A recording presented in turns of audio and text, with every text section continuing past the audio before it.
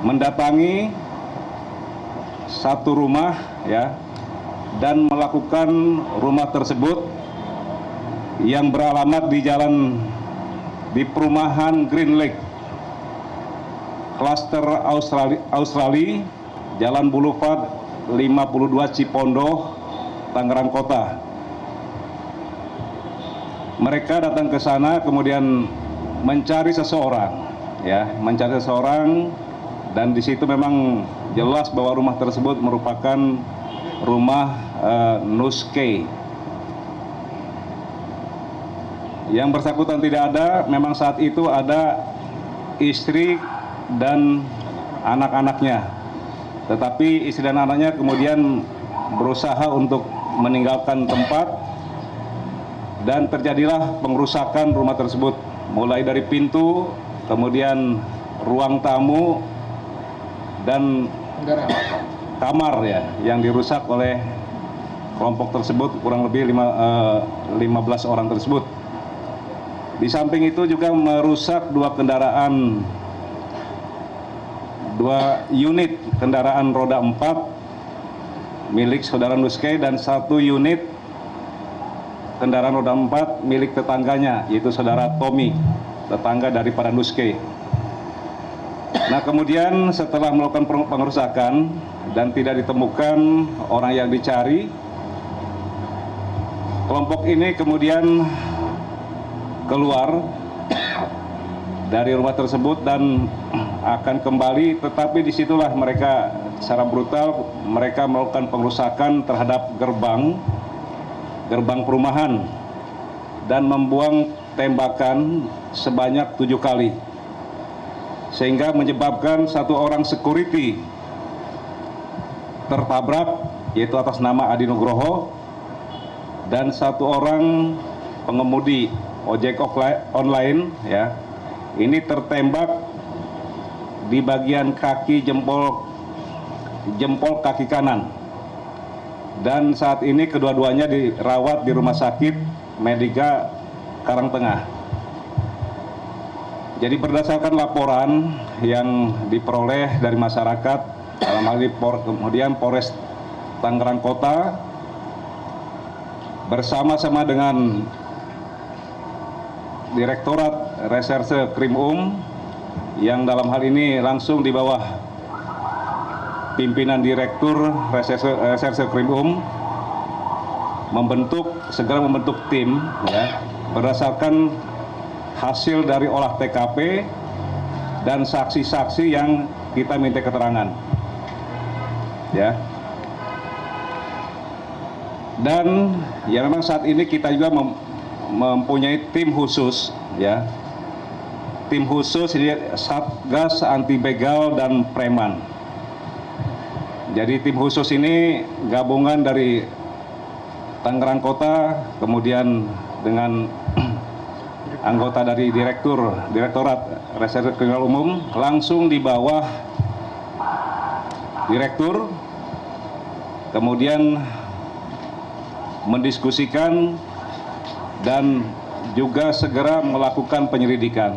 Dari hasil penyelidikan dan juga tadi saya sampaikan dari keterangan-keterangan saksi-saksi yang ada, kemudian melakukan penangkapan ya.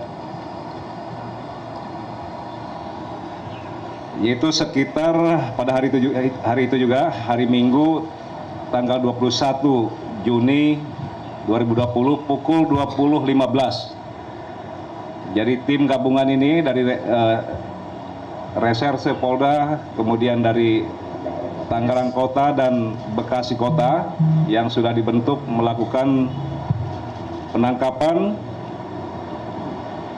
terhadap 25 orang ya. Terhadap 25 orang di Jalan Titian Indah Utama 10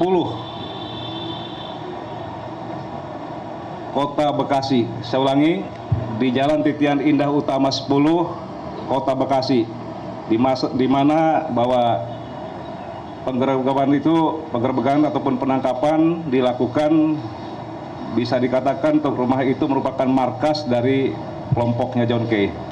Ya. Kemudian juga dilakukan pengembangan, akhirnya ditangkap 5 orang pelaku ya. Jadi saya ulangi, tadi 25, kemudian hasil pengembangan 5, jadi ada sekitar 30 orang yang diduga pelaku yang melakukan penganiayaan, kemudian pembunuhan, pengerusakan, dan undang-undang darurat, yaitu Undang-Undang Nomor 12 Tahun 51.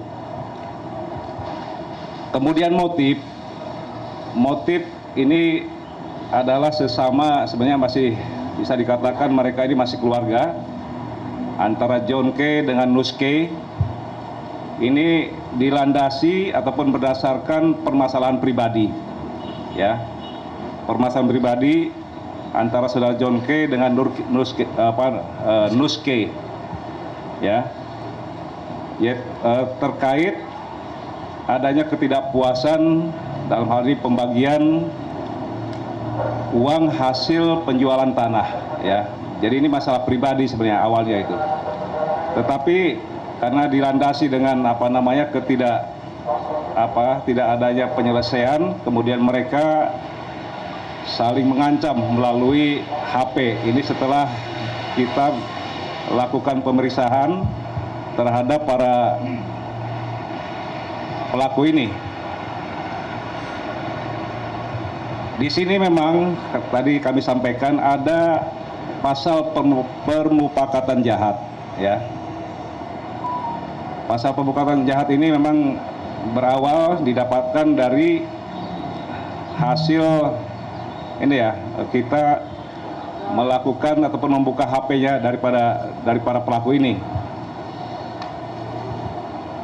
di mana didapatkan ada perintah dari saudara John K. kepada anggotanya. Indikator daripada permufakatan jahat adalah adanya perencanaan, ya, perencanaan pembunuhan terhadap saudara NK dan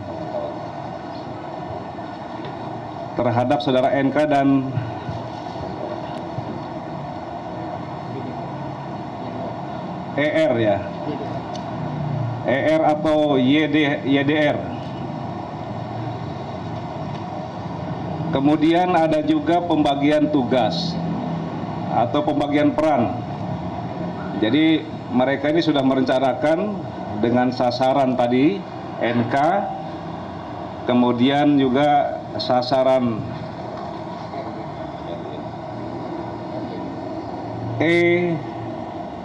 EDR, ya. Juga ada juga yang memang bertugas untuk mencari sasaran lain ataupun mereka melakukan pengamanan. Itulah beberapa indikator permufakatan jahat itu. Dan sampai saat ini para pelaku, yaitu 32 orang, saya ulangi, 30 orang masih dalam pemeriksaan untuk pendalaman peran dari masing-masing pelaku ini. Kemudian pasal yang kami terapkan terhadap para pelaku adalah pasal 88 terkait dengan permufakatan jahat, kemudian pasal 340 yaitu pembunuhan berencana, pasal 351 yaitu tentang penganiayaan, pasal 170 tentang pengerusakan, dan Undang-Undang Darurat Nomor 12 Tahun 51. Ini pasal yang kita terapkan terhadap para pelaku ini.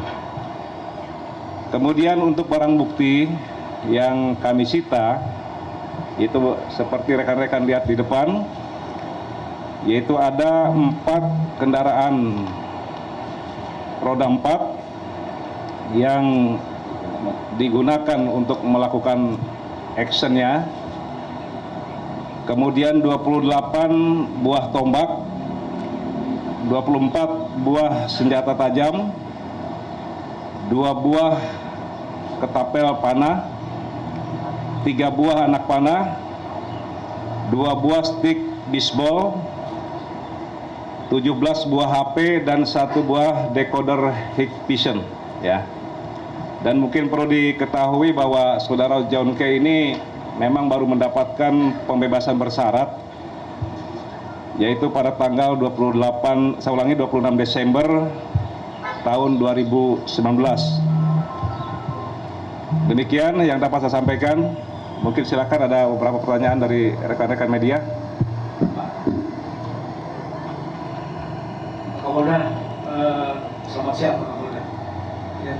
Pertanyaan saya pertama, Pak Kapolda mengatakan bahwa kasus ini dimotivasi karena ada urusan tanah yang pada saat itu adalah mereka ini bersaudara. Yang saya mau tanya, pertanyaannya soal tanah, bagaimana mereka ini sehingga memicu saudara kasus tanah dendam berujung maut. Pak Kapolda. Kemudian dengan korban ini, kata Pak Kapolda dia adalah bersaudara. Saudara bagaimana? Apakah paman atau kemenakan? Atau sebaliknya? Kemudian Pak Kapolda, yang saya mau tanyakan, ini barang bukti ini sekian banyak. Sebelumnya memang mereka ini sudah merencanakan kok masalah keluarga ada sebanyak ini, atau memang mereka ini adalah itu memang sudah berencana untuk melakukan aksi-aksi lain. Itu Pak Kapolda. Dan kemudian Pak Kapolda, saya mau tanya ini, apakah dalam keadaan sadar atau bagaimana ini John K. ini menghabisi saudaranya, atau mungkin ada sudah diperiksa belum urinnya? Itu aja Pak Kapolda, terima kasih. Iya, oke, terima kasih. Yang pertama tadi saya sampaikan bahwa ini terkait motifnya terkait masalah internal ya, antara Nuske dengan John K.